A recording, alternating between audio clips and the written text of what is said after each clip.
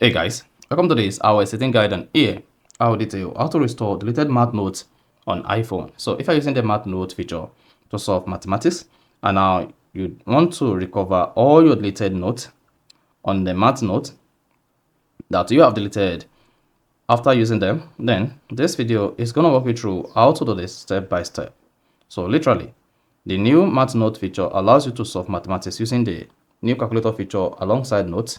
Then, if you solved any mathematics using the calculator feature on your iPhone and now you want to restore them after deleting them, then this video is going to show you how to restore all deleted math notes on your iPhone on iOS 18.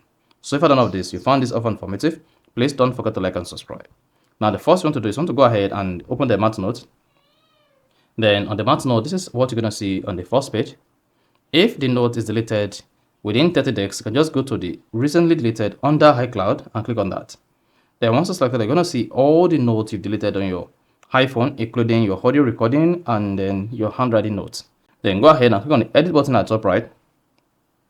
Check all the notes you want to restore. So let's say I want to restore all the notes here.